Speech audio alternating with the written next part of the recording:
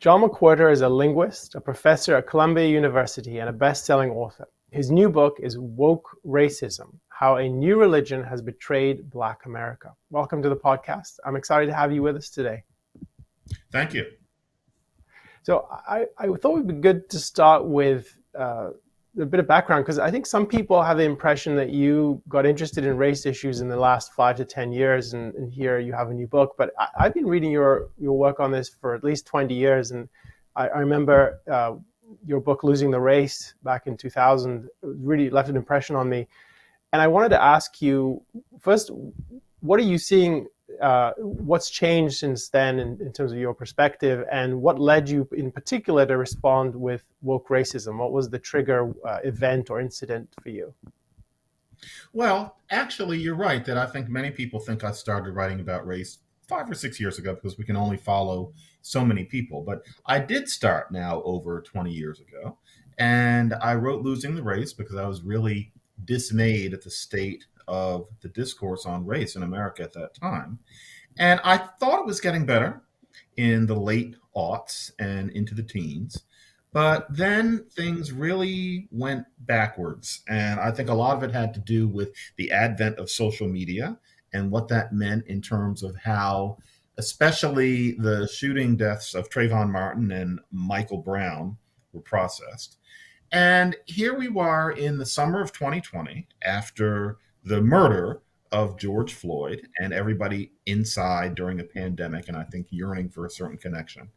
And suddenly it seemed to me that the race debate had gone right back to where it was when I wrote Losing the Race. When I was actually writing it in 1998. It came out in 2000.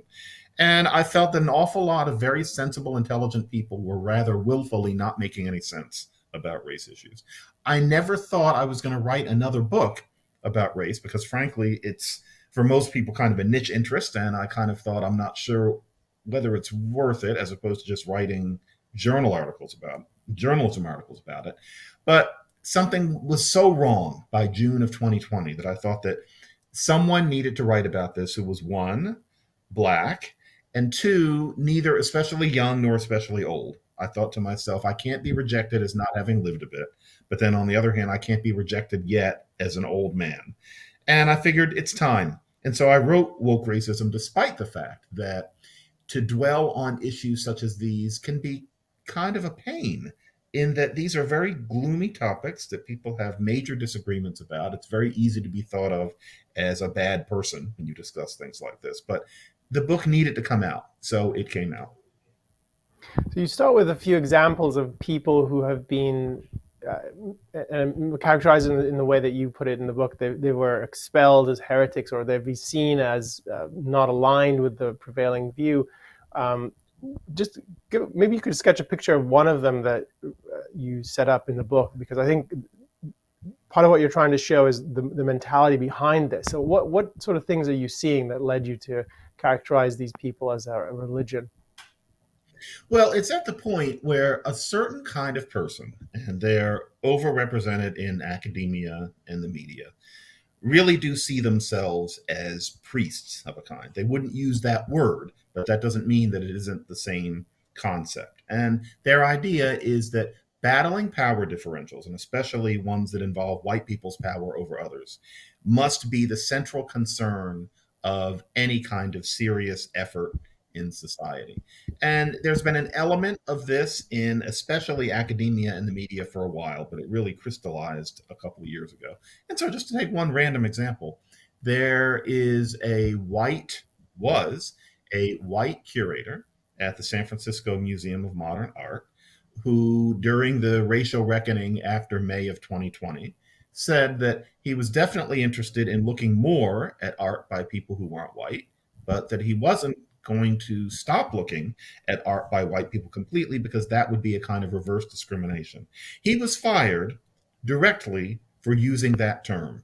He lost his job. And he is a late career, highly esteemed curator, and not an especially colorful personality. There wasn't any history of people wanting him not to be around. He slipped once, slipped in the eyes of a certain kind of person, and that certain kind of person thought that his saying that meant that he shouldn't have his job. That's extreme. That doesn't make sense to most of us. And yet, that kind of person is being allowed a disproportionate kind of power in our society because everybody is afraid of being called a white supremacist on Twitter if they don't do the bidding of people like that. It won't do. So in the book, you really stress this idea that it's not like a religion; it is a religion, and you indicate some of the points of similarity. And I wanted to ask you a bit about that. So you've indicated in the example of the curator too that there's a kind of priest mentality in some people. What do you see as the strongest similarities? Because one of the things that I think will leap out at people is it's not really there's no church, there's no pope. Some of the similarities just don't lend themselves to that. But what do you see as the strongest ones? Well, the strongest similarity in terms of the religious aspect is that if someone doesn't agree with this philosophy, it isn't just that you get mad at them, but that they have to be expelled, that they can't be physically present, they have to be fired, they have to be pushed out of a window, they have to be shamed on social media. This behavior directly parallels what you see in, for example, the Salem witch trials. It's the same thing. The only reason we think of it as different is because we happen to use different lexical labels for it. But it's the same behavior. Or also the fact that religion often involves a suspension of disbelief. You have to let pure logic go. And it's the same thing here, where, for example, somebody in this world says we need to defund the police because of what happened to George Floyd and other people. And people who live in the communities where the police is supposedly to be defunded say, no, we need more police. And everybody just sits there. That makes no sense whatsoever. That's a complete suspension of disbelief that's required, that it's a legitimate thing to say we must defund the police in a community where all sorts of things are happening, where the only thing that will make things remotely livable is police. It makes no sense. That makes as much sense as Jesus walking on water. The reason that we have discussions where we allow things like that to get by is because this is what an anthropologist would recognize, if the anthropologist didn't know our language, as a religion. And we have to deal with it as a religion, and that includes making sure that it doesn't take over matters of state, which is what this religion is trying to do. I had a question about sort of the genesis of this phenomenon. So in one respect, you said you thought things were getting worse since 2000, and I know you wrote at the time that Obama was elected. You saw that as a significant step forward. So maybe separating out the debate around race from the state of racism in the culture. So a lot of people will say to us today that things are as bad as they were in the Jim Crow era. How do you evaluate the actual state of racism that people experience? Well, it's pretty simple. If a segregationist from the South were brought into modern America, reanimated from 1914 and brought into modern America, they would be absolutely revolted at the amount of Black success that they would see and at the extent to which Black people and Blackness has completely permeated the culture, the extent to which Black and white people date and marry. That person would be absolutely revolted. Now, to say that nothing has really changed in 50 years or even in 25 years, despite the fact that that is so obviously true, shows that once again, we're dealing with religion. Racism exists, sure, it's always going to exist. But the question is, how much does racism exist and how much of an obstacle is it to Black success? And we are a culture where it's considered enlightened to exaggerate about racism out of a sense that that shows that you're a good person. But when that exaggeration means that you stop thinking about what actually helped Black people, then we have a problem. So one of the things that left out at me, I'm going to hand this off to you, Onkar, in a second to put a question forward. One thing left at me in your analysis of the people who are the zealous core or nucleus of this phenomenon, not necessarily the people who are going along with it as crowd followers. And I understand that you see this as a spectrum or the variation of levels of intensity. One thing that leapt out at me is that for someone to deny the kind of progress you're talking about and insist that things are as bad as they were, and for them to be on a footing where they're constantly trying to signal their own loyalty to this view, and to expel people. And so all these behaviors that you characterized as essentially similar to religious zealotry. One of the things I wondered is whether you're being too kind to them. Because if I understand correctly, your argument is that a big part of what motivates or attracts people to this is a sense of meaning or purpose in their life. And I think I see that, but I wonder just the desire to expel people as heretics, the denial of the obvious facts, or the facts as you characterize them being so clearly visible. I mean, how do you actually evaluate them? What's your sense of that? Well, I am reluctant philosophically to tar too many people as broken or obnoxious. You have to really bring me a lot of evidence before I'm going to go there. And so, what I sense you getting at is that people like this are really, really irritating. I mean, I completely hear you there. This kind of person has the smugness, the sarcasm, the self assuredness, when frankly, usually what they're arguing from isn't terribly coherent, and so you have this person who feels that they found the final answer when they're not really reasoning very clearly. It's really irritating. However, so many people fall into this that I think the economical explanation must be that there is some kind of payoff that fundamentally good people get. And what this is there's a sense of belonging, there's a sense of being ahead of the curve. There is a desire that all of us have to show that we're good people. That's basic to human relations. And it happens that in America, because we've come so far on race, one of the ways that you show you're a good person is to be really obnoxious about racism. I fundamentally talk about religion. I can pardon people for this. However, where it holds black people back, we need to blow the whistle on it. I'm interested what you said early on about that you thought in the aughts and the teens things were getting better, and then in the kind of recent last 5 years and with the growth of social media, that something is really wrong. And thinking of this as a religion, and so it's coming from people advocating an ideas and a worldview. Do you think that, so from a kind of intellectual, academic, educational perspective, there were swings from 60s to today? Or was it, if you look at the intellectual academic world, it was gradually but inexorably getting worse and worse, and it's now you see that as having more of a cultural effect? So do you see swings there, or do you think of it as, no, it was going bad to worse? Academia always had a tilt of this kind. It was said 25 years ago that academia was being taken over by tenured radicals. I think that was exaggerated. Rather, there was a healthy presence of tenured radicals who would determine discussion. However, despite the fact that academia is only one part of society, it was always there. I don't think that there was any kind of swing or any kind of retreat among people with PhDs. But yes, what happened a couple of years ago is that the take that used to be largely limited to the college town crowd started being accepted as what mainstream people were supposed to think. And that's a problem because what those quote unquote tenured radicals think has a very diagonal relationship to helping real people in the real world.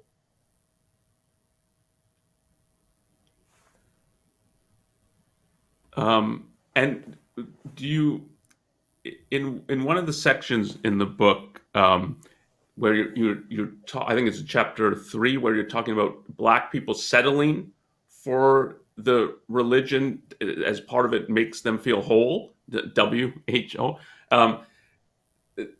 You bring up that there may be sort of an ironical aspect. I think you put it something like that. That the success in the 60s at a kind of political, legal level of dismantling Jim Crow and segregation was too easy. So there wasn't the whole struggle sort of overcoming it despite the bigotry and the legal obstacles.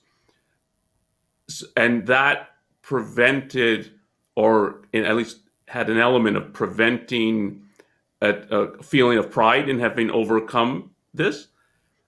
how much do you think that that plays a causal role versus that the leadership is telling? So part of what you're also arguing is that there's a, if I get it right, that there's a real victim mentality, and that that's pushed to see oneself as a victim. In terms of the causal force of those two, do you see them sort of as equal? Because I would think that the leadership, how they're teaching people to process their experience, would be the causal driver, and not so much because it's not like there wasn't a lot that was overcome, even if in a certain way it may have been easier than in other instances. Yeah, it is there is an irony, which is that the civil rights movement and the civil rights victories were unique in human history in that white America, the oppressors, to an extent, came to a realization. And they came to it more in the 70s and 80s than they did in the 60s, that not only segregation, but racism is wrong. That's an advance. But unfortunately, it creates a basic narrative in the eyes of most Black leaders, which is that the way that Black people get ahead is to make white people change their minds. Whereas in the past and everywhere else in the world, oppressed groups feel we're going to get ahead despite what anybody thinks. We're going to play the game as well as we can, and we're going to get ours, and then we will be sitting at the table. Black America, in a way, is the first group of people who did not have to do that because they convinced the oppressors to change their minds. But it means that today we focus too much on trying to get the oppressors to change their minds more, when really it isn't necessary. There are things that can happen without America undergoing this vast psychosocial change of mind that many quote unquote leaders think has to happen before anything else does. Yeah, it's weird. It doesn't mean that the civil rights movement shouldn't have happened. It doesn't mean that I'm not happy about 1964, but it did create what is now a defeatist and melodramatic frame of mind among many people who see themselves as speaking for Black America. Just to build on that sequence of questions, one of the points you make in the book is that the anti-racist / woke perspective is not exhaustive of the views among Black people, and certainly not, maybe even not representative. And so in a certain way, if I understand your perspective, it's being pushed by certain intellectuals. I mean, is that still your view? And talking to a lot of people since the book came out, like, are you hearing people resonate with you that yes, this is not representing what we want to say? Yeah, I think that a certain view we're used to is default among Black academics. It's not some, it's 99 out of 100. And it is default among Black journalists. I would say it's 9 out of 10. And those are the people you hear from the most because they have the biggest pulpit. But if you talk to ordinary Black people, that way of looking at things is there. I don't have any numbers in that sense, but I would venture that it's the minority because it's not normal for ordinary human beings to adopt defeatism as a kind of triumph. That's weird. This idea that your most proactive stance is to proclaim why you can't do things until things are perfect. That's not how people behave. That is a fragile, perhaps even very intellectual way of looking at progress that comes to people more naturally when they have PhDs or when they're in journalism. It's a religion as opposed to real world activism, which oddly enough was often bolstered by religious thought back in the day. But yeah, I am not somebody who is speaking as an eccentric. My goal is not to say, hey, I'm Black and yet I can manage to think of things this way. Here is my diverse view. What would the point of that be? I feel like I'm speaking for an awful lot of people beyond the hothouse of the university and the media press room.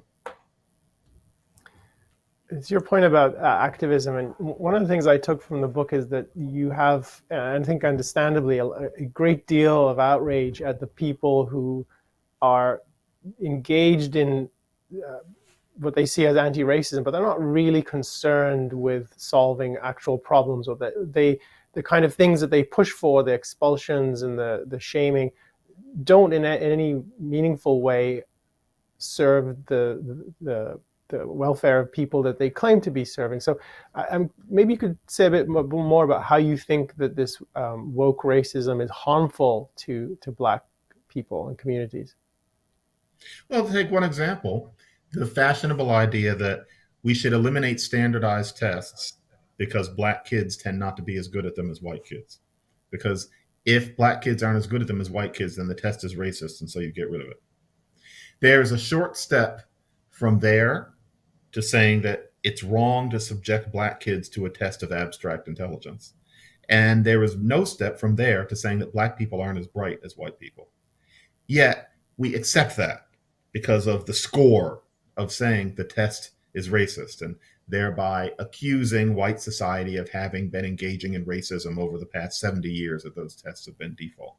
But what that means is that you're slandering Black people as dumb, because that's what everybody's thinking, although nobody's going to put it into print except obnoxious people on Twitter. And you're also depriving Black kids of learning the skill of taking tests like that. And it is a skill which they're going to encounter again anyway. And so it's a racist thing to get rid of those tests. And yet for me to point something like this out is seen as somehow eccentric. So anti-racism means you get rid of the test because Black kids aren't good at it. But no, you end up creating a new kind of racism. Anti-racism means that when you see more Black boys than white boys being suspended from school for violence, you say that the reason for the disproportionate amount of suspensions must be racism. It must be bias. And you score. You get a certain kind of room to applaud. But in the meantime, there are reasons why more Black boys are violent in school than white ones. Poverty is one of them. You might address that.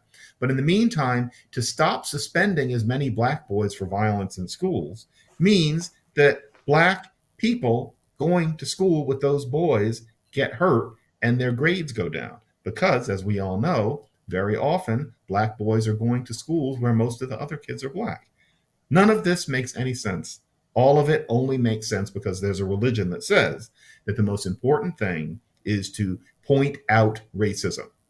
What you do about it is considered a lesser issue.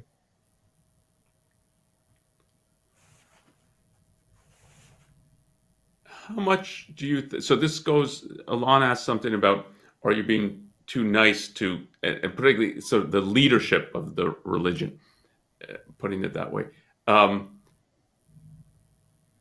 How much do you think there is an element of you don't want this cured? So not just that, like, it doesn't make sense that as these a solution. You wouldn't want a solution because it would disappear. Religion would disappear. So, and you bring up that one aspect of thinking of this as a religion is there's a deep notion of original sin. But original sin, at least in this world, you can never get rid of. And if you think of it in Christianity, it's integral to the whole dynamic of the way I think the religion operates, that you would never want to get rid of it. Maybe in the next world it can be overcome and so on, but in this world, this is the way things are. And I don't think so how much do you think it is that they don't want solutions? Yeah, and again, for the leadership. And this leadership is not formally anointed, but there's an extent to which a person derives a sense of life purpose out of this sort of thing. And so although this kind of person would never admit it and probably isn't aware of it, if racism disappeared tomorrow, they wouldn't like it, because their whole sense of their purpose, their goodness, their reason for being here is based on pointing out the existence of racism. And I hate to say it, but this is especially the case with a certain kind of Black person, where if you couldn't engage in being the professional victim, you wouldn't quite know where to stand. You wouldn't quite know what you were for, because your sense is that the most significant thing about you is that you're a survivor of ongoing white racism. That can give you a whole sense of purpose in life. That can be your whole psychological foundation. So yeah, I wouldn't say that these people are invested in keeping things the way they are, because that would imply a self-consciousness that I don't think most human beings have. We all live day to day, hour to hour. They're not consciously invested in it. However, they are not truly committed to seeing something different from what they see. Progress to them is something to always swat away, because if they allow that progress happens, then it feels like a diminishment of their selves. And yes, I sympathize with that. I can imagine that sense that if things are getting better, then who am I? Nevertheless, it can be quite irritating to deal with such people day to day, face to face. You gave the example of students being suspended from school in disproportionate numbers. I'm curious about your perspective on the remaining or persistent forms of racism, because one of the points you make is that there are kinds of racism over and above the sort of overt prejudice of you can't eat at my lunch counter, you can't work for me, but they're more woven into policies or practices of the past. And I'm curious to unpack a bit what you think of as, are there cases of racism in, are there manifestations of past racism that survive, even though things, as you say, have improved? Where do you see those kinds of things? Well, a good example of that is that when schools desegregated in the 50s and 60s, black kids often encountered openly racist white teachers and students. That happened, especially in the 60s when these desegregation efforts really stepped up. And that created a culture where black kids thought of school as the white man's game, and they started calling each other white for liking school. That started in the late 60s. That still goes on today because it's become a kind of meme of black teen identity. That's what happens to perfectly innocent people. It's not that the teachers today are racist in that way. It's not that students are racist in that way. Whatever subtle racism there may be is nothing like it was in, say, 1966. But racism created a sense that school is for other people. Now, the modern anti racist looks at black kids today saying, "What do you think you're white for liking school?" and says that it must be because white people are being racist against them, and that we therefore need to teach teachers to not be subtly racist. We need to talk to white kids and examine how they might be being subtly, microaggressionally racist against black kids. We all know deep down, though, that that's not the issue. It's that a meme has gone forth and settles in regardless of external conditions. This happens with human beings of all kinds. And so, what you need to do is work on that sense of identity and tweak it. However, to tweak it is not to battle racism, because the racism that created it was now several generations ago, and most of the people who did this racism are either dead or old. But the modern paradigm can't accommodate that. The modern paradigm pretends that social history, only when it comes to the descendants of African slaves, is simple. There's racism or there isn't. That doesn't, unfortunately, that doesn't help anybody. So I wanted to pursue, I'll hand it back to you in a moment, Onkar, pursue a little bit your the three planks that you suggest as ways forward, or things that can improve the situation. I know the book is not a manifesto of here's how to solve all these problems, but just to prove that there are ways to solve it. So what are the three planks, and why are they, you think, effective? Well, the book isn't a manifesto about here's how to solve it, only because the solution is really rather brief. I really think that we don't need as massive an effort as is often supposed. What we need is, for one, there to be no war on drugs, because the war on drugs means that a black man from an underserved community can, if he chooses, make half of a living by taking advantage of the black market in hard drugs. If that black market didn't exist, those men wouldn't make that choice. Period.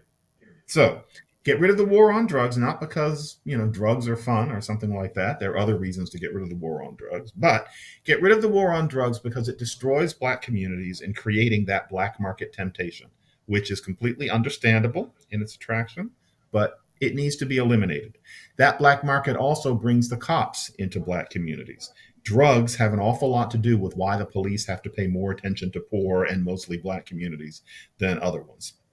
Get rid of the war on drugs, and that would solve an awful lot of the problem with black men and the cops, which is what most people would think of first.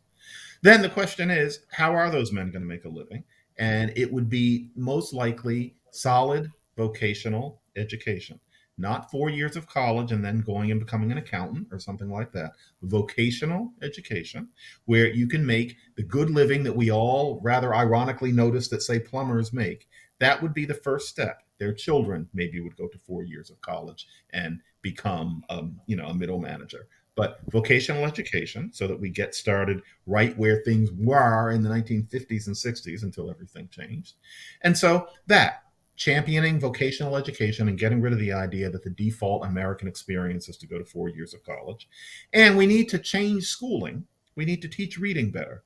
And I think many people process that as this odd little thing that I kind of toss in. They think that maybe I'm some sort of specialist in education. I'm not. Frankly, education interests me not at all. I am not a school teacher. But the fact is, if kids who do not come from book-lined homes are not taught how to read via sounding out the letters, i.e., phonics, then they don't read well. And if you don't read well, then you don't do math well. You don't like school. Next thing you know, you're selling drugs on the corner. Black kids, especially poor Black kids, just like poor white kids, have been proven to learn to read more easily and better when they're taught via the ways that reading scientists have shown are effective. Education schools pay no attention to this. That needs to change. So that's it. No war on drugs, vocational education, phonics. Those three things, if we could wave a magic wand, would turn Black America around in a single generation. And white people examining themselves for their privilege would have nothing to do with it.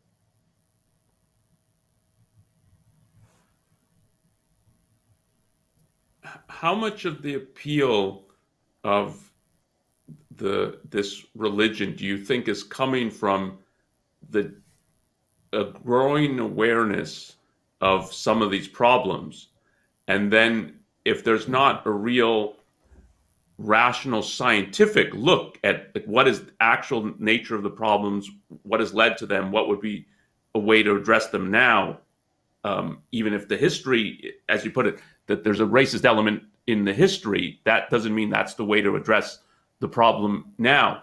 That because there's not much discussion that's rational scientific, but people see, and maybe in a growing way see, there's problems, and all they're being given is a religion that is, to put it kind of charitably, an oversimplified account of giving a causal story that's not true, but it's at least it seems to make some sense of this. So how much of the appeal, sort of, that this is now getting cultural traction outside of the universities and academia, how much do you think that is part of what is going on?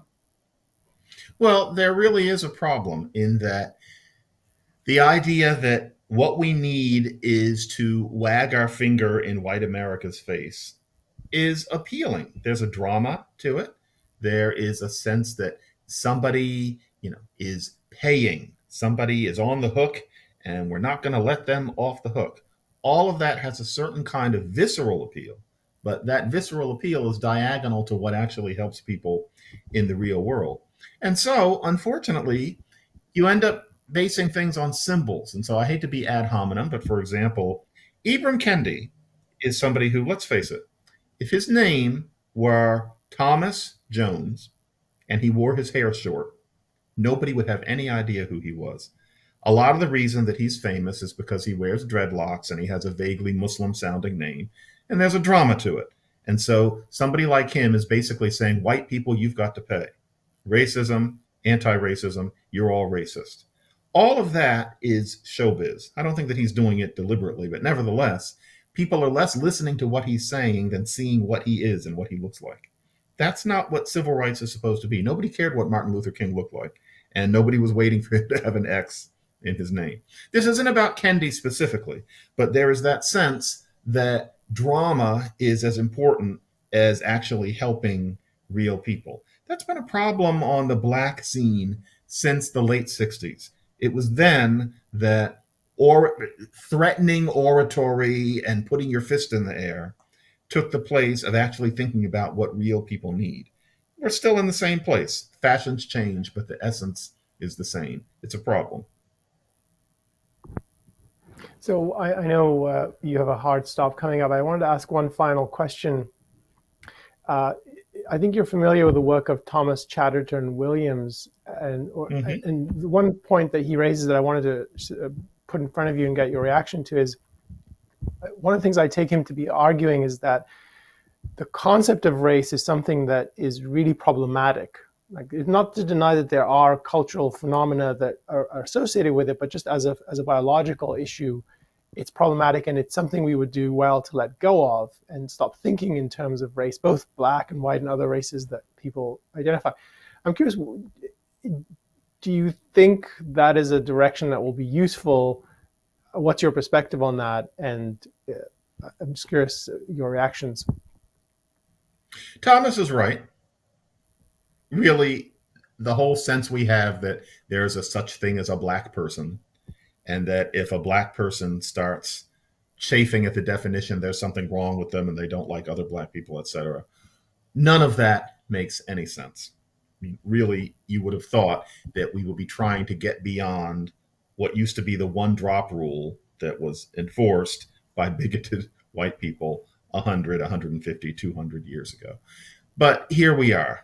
And, it's one of those things. Thomas and I have always had a polite disagreement about this. I just say that there's some things that are so hard to get across that maybe the battle isn't worth it.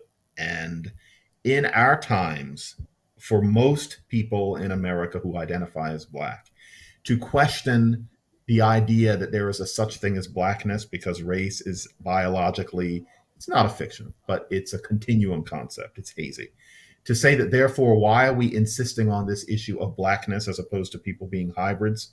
That makes a certain kind of black person so very angry that I don't see the point in indulging in that debate for at least a generation. And it's funny, it doesn't take a while for that generation to come up. It reminds me of Sandra Day O'Connor saying affirmative action will be needed for another 25 years. She says that in 2003. And what she was doing was pushing it way, way ahead. Here we are in 2021, and that feels like it was 10 minutes ago. But I would say at least a generation, because it makes too many people so angry, as one can see by looking at how Thomas is responded to on Twitter, that I'm not sure there's any point. We're going to have to pretend that race makes sense for a while. But yeah, I mean, I have daughters. Their mother is white. And based on the time that I was raised in, the idea is that they are black girls and that there's no question about it. I'm not seeing it in 2021. They're going to grow up in the 2020s and the 2030s. I think they are biracial. I think they're just mutts. I don't know if they're going to grow up and identify as African American women. Things have changed. However, I'm not going to spread that too wide. Thomas is more advanced than I am. I want to see certain concrete things happen. Then we can start opening up to that reality and stop suspending disbelief about that. Well, I really appreciate your joining us today. Thank you for your time. It's been great chatting with you. Thank you, Elan. Thank you, Onkar. Yeah, thank you for joining us. Thanks for watching. Be sure to subscribe and ring the bell to never miss a video.